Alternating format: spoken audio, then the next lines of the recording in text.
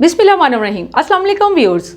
आज की वीडियो में हम देखेंगे कि होमवर्क किसे कहते हैं, इसके क्या क्या फ़ायदे होते हैं, क्या क्या इसके नुकसानात हैं और एक बच्चे की जो एकेडमिक परफॉर्मेंस है और एकेडमिक एबिलिटीज़ में इसकी क्या कंट्रीब्यूशन होती हैं और इसका क्या पर्पस है। और सबसे पहले होमवर्क की जो असाइनमेंट है किसने इस्तेमाल की, तो सबसे पहले तो हम ये देखते हैं कि होमवर्क किसे कहते हैं। It is set of tasks assigned to students by teacher to be completed outside the classroom.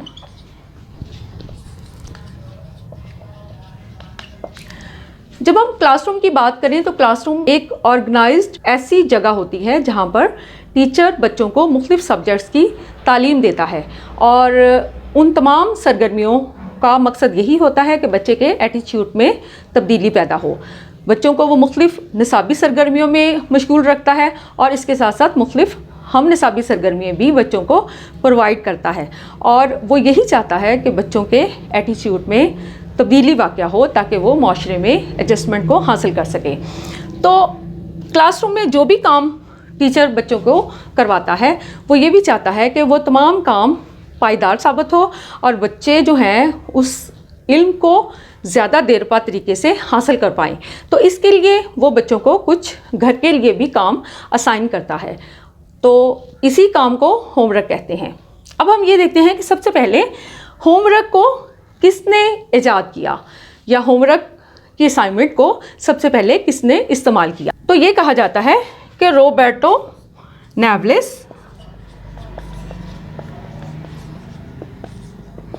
जिसका के ताल्लुक इटली से था, उसने सबसे पहले होमवर्क का लफ्ज़ इस्तेमाल किया या उसने सबसे पहले होमवर्क के टास्क को बच्चों को दिया और उसने ये टास्क बच्चों को पनिशमेंट के तौर पर दिया था। लेकिन जब हम हिस्ट्री को देखें तो आमतौर पर यही कहा जाता है कि ये शख्स नहीं है कि जिसने सबसे पहले होमवर्क के काम को ईजाद किया, बल्कि हॉरिस मान जो कि एक अमेरिकन एजुकेशनल रिफॉर्मर था, उसने सबसे पहले होमवर्क के टास्क को ईजाद किया।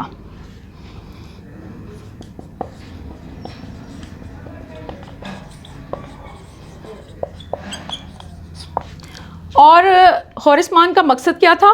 उसका मकसद यही था कि होमवर्क के ज़रिए बच्चों की एकेडमिक परफॉर्मेंस जो है वो बेहतर से बेहतर हो और इसके साथ साथ बच्चों की जो एकेडमिक स्किल्स हैं वो बेहतर से बेहतर हो सकें। तो इसके लिए उसने बच्चों को कुछ काम घर पर करने के लिए दिए।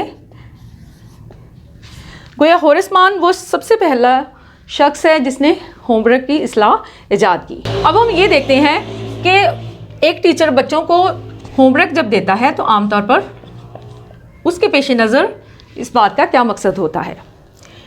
टीचर, जैसा कि मैंने पहले बताया कि क्लासरूम में बच्चों को मुख्तलिफ़ किस्म की निसाबी और हम निसाबी सरगर्मियों में मशगूल करता है और उसका मकसद यही होता है कि बच्चे जो हैं इनके ज़रिए इस तरह अपने एटीट्यूड में तब्दीली लाएं कि वो माशरे में बेहतर मुताबिकत हासिल कर सकें।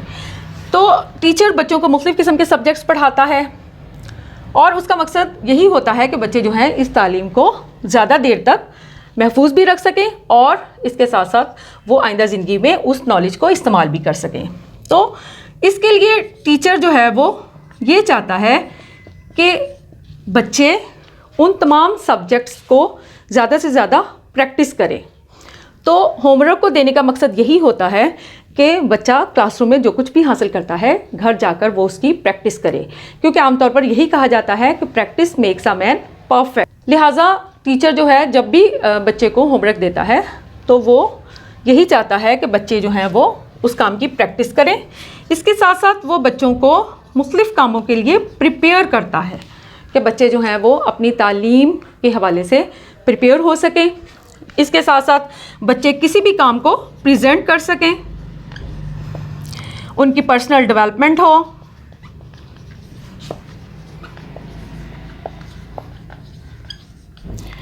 और मज़ीद ये है कि जो पेरेंट्स जो हैं वो चिल्ड्रन के साथ कांटेक्ट में रहें और पेरेंट और जो चाइल्ड का एक रिलेशनशिप है वो ज़्यादा से ज़्यादा बेहतर हो। और इसके साथ साथ पेरेंट्स का और टीचर का भी जो रिलेशनशिप है वो ज़्यादा से ज़्यादा बेहतर हो।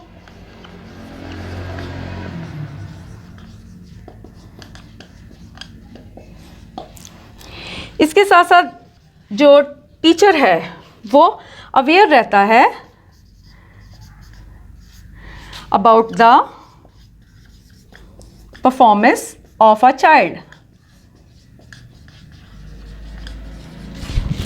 कि कौन से बच्चे हैं जो कि किसी भी सब्जेक्ट के किसी भी कॉन्सेप्ट को ज़्यादा बेहतर अंदाज में समझ पाए हैं, या कौन से ऐसे बच्चे हैं जो किसी भी सब्जेक्ट के किसी भी कॉन्सेप्ट को ज़्यादा अच्छे अंदाज में नहीं समझ पाए हैं और उनको कोई डिफ़िकल्टी पेश आ रही है।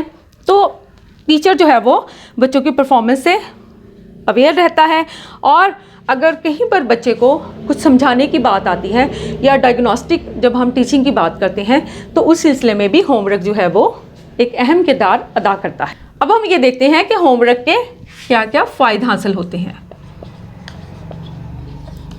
यह एक टीचर जो है बच्चों को जब होमवर्क देता है तो आमतौर पर बच्चे जो हैं वो इससे क्या क्या फ़ायदे हासिल कर सकते हैं। इसके ज़रिए इम्प्रूवमेंट होती है बच्चे की एकेडमिक परफॉर्मेंस में।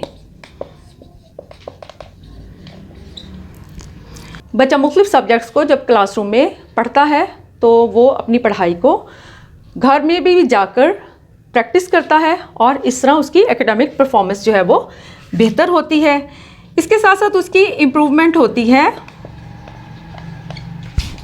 इन एकेडमिक स्किल्स में, और इसके साथ साथ उसकी इम्प्रूवमेंट होती है उसकी कॉग्निशन में।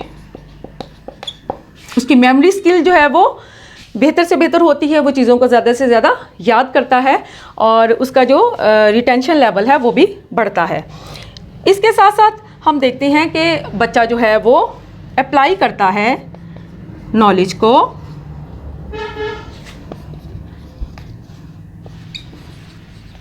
In real life. मिसाल के तौर पे उसने मैथ का कोई भी कॉन्सेप्ट हासिल किया और उसने मैथ में जमा का जो कॉन्सेप्ट है उसको सीखा, तो वो जब क्लासरूम में और इसके बाद क्लासरूम के बाहर घर जाकर एडिशन के कॉन्सेप्ट को अप्लाई करे तो वो अपनी रियल लाइफ में जो भी वो लर्निंग के कॉन्सेप्ट्स को सीखता है उसको भी अप्लाई करता है और इस तरह उसकी नॉलेज ज़्यादा से ज़्यादा देर पा होती है। इसके साथ साथ वो बहुत सारी लाइफ स्किल्स सीखता है। मिसाल के तौर पे उसे आता है कि प्लानिंग किसी भी काम की उसने कैसे करनी है, उसने अपनी स्टडी को किस तरह मुख्तलिफ सब्जेक्ट्स के हवाले से प्रेफरेंस देनी है और वो किस तरह टाइम मैनेजमेंट करेगा। उसके अंदर कॉन्फिडेंस आता है, वो सेल्फ स्टडी को सीखता है, वो सेल्फ मोटिवेटेड होता है कि उसने ज़्यादा से ज़्यादा पढ़ना है, चाहे उसे कोई देख रहा है या नहीं देख रहा, लेकिन उसने ज़्यादा से ज़्यादा पढ़ना है और पढ़ के उसने बेटर ग्रेड्स हासिल करने हैं।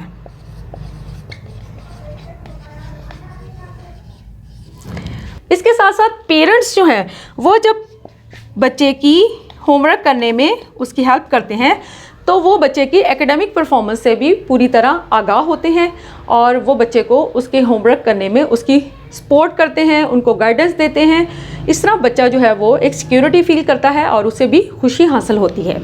लिहाजा पेरेंट्स की इन्वॉल्वमेंट होती है और इसके साथ साथ बच्चा क्लासरूम में जो कुछ भी हासिल करता है उसको वो अपनी अमली ज़िंदगी में एक तरफ तो अप्लाई करता है, तो दूसरी तरफ वो अपनी तमाम स्किल्स और तमाम लर्निंग उसको इंटीग्रेट करता है, ताकि वो अपकमिंग जो उसके लेसन्स हैं और अपकमिंग जो उसकी स्टडी है उसके लिए वो उसको तैयार करते हैं, और वो तमाम स्किल्स और तमाम लर्निंग को एक ही पॉइंट के ऊपर फोकस करता है। गोया होमवर्क की बहुत ज़्यादा अहमियत है, ताकि बच्चा जो है वो एक तरफ तो लाइफ स्किल्स सीख रहा है और दूसरी तरफ वो अपनी लर्निंग को ज़्यादा से ज़्यादा पायदार बना रहा है। अब हम देखते हैं कि होमवर्क के डिसएडवांटेजेस क्या क्या हैं।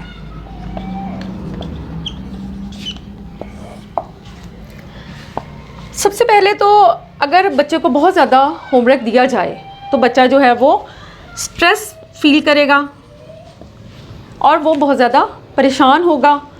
और बाज़ का ये होता है कि जो पेरेंट्स हैं वो भी हेल्पलेस होते हैं, क्योंकि हमारी अगर आबादी को देखें तो हमारी 70% से ज़्यादा आबादी देहातों में रहती है और अक्सर वालिदैन जो हैं वो अनपढ़ होते हैं। लिहाजा पेरेंट्स बच्चे को किसी भी किस्म की गाइडेंस देने में बिल्कुल हेल्पलेस होते हैं।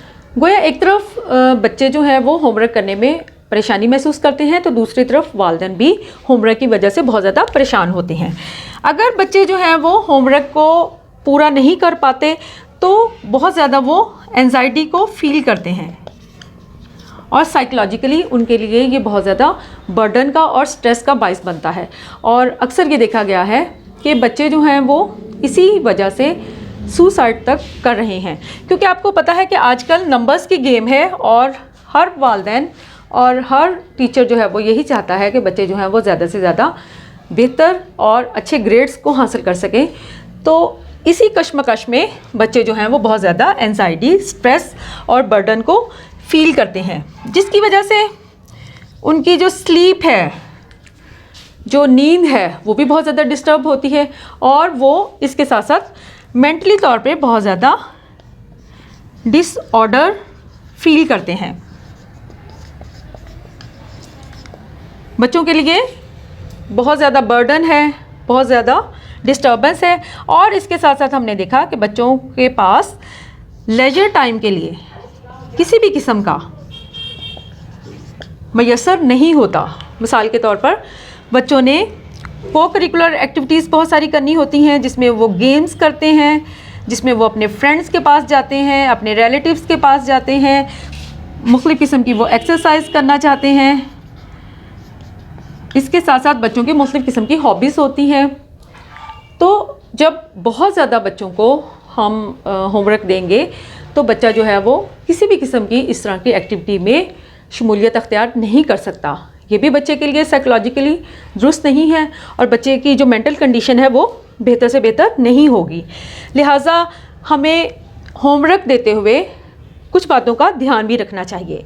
अब हम ये देखते हैं कि हमें होमवर्क देते वक्त आमतौर पर किन किन बातों का ध्यान रखना चाहिए। होमवर्क देते वक्त सबसे पहले तो हमें उसकी अमाउंट को देखना चाहिए कि हम किस हद तक बच्चे को होमवर्क दे रहे हैं, और इसके साथ साथ हमें ये भी देखना चाहिए कि हम बच्चे को कितने टाइम के लिए होमवर्क दे रहे हैं, यानी कि होमवर्क का करने का टाइम कितना होगा। बच्चा जो है वो 2 घंटे होमवर्क में मसरूफ़ होगा, 3 घंटे होगा, 1 घंटा होगा या 5 या 6 घंटे होगा। तो हमें बच्चे की उम्र, बच्चे की दिलचस्पियों और इसके साथ साथ बच्चे की जो ज़हनी उम्र है उसके मुताबिक बच्चे को होमवर्क देना चाहिए। और इसके साथ साथ हमें फ्रीक्वेंसी को भी देखना चाहिए कि हम बच्चे को लगातार काम दे रहे हैं और हर सब्जेक्ट का दे रहे हैं, हम जानबूझकर बच्चे को इन्वॉल्व करना चाह रहे हैं, या हम जो भी काम जिसको भी हेल्पफुल बच्चे के लिए समझते हैं क्या हम उसी काम को ही बच्चे को दे रहे हैं। तो व्यूअर्स, इन तमाम बातों को मद्देनज़र रखना बहुत ज़्यादा ज़रूरी है। एज अ टीचर आपको इन तमाम बातों पर फोकस करना चाहिए कि बच्चे को हम हेल्पफुल कामों में ही मशगूल रखें और बच्चे की उम्र के मुताबिक ही बच्चे को होमवर्क दें, क्योंकि आमतौर पर जो रिसर्च है उसने ये साबित किया है कि बच्चा जो है वो जब पहली से 5वीं क्लास तक होता है तो उसको अगर हम 1 घंटे के लिए होमवर्क देंगे तो वो ज़्यादा से ज़्यादा उसके लिए बेहतर होगी। और ये रिसर्च इंटरनेशनल एजुकेशन इंस्टीट्यूट की है और इसके मुताबिक बच्चे को बहुत ज़्यादा होमवर्क नहीं देना चाहिए, बल्कि हमें इन तीनों पॉइंट्स का मुस्तकिल तौर पर और इसके साथ साथ बाकायदा तौर पर ध्यान रखना चाहिए। अगली वीडियो में मैं आपके साथ कुछ बच्चों के व्यूज़ लूँगी और इसके साथ साथ कुछ टीचर्स के भी व्यूज़ लूँगी कि होमवर्क के हवाले से उनके क्या तासरात हैं।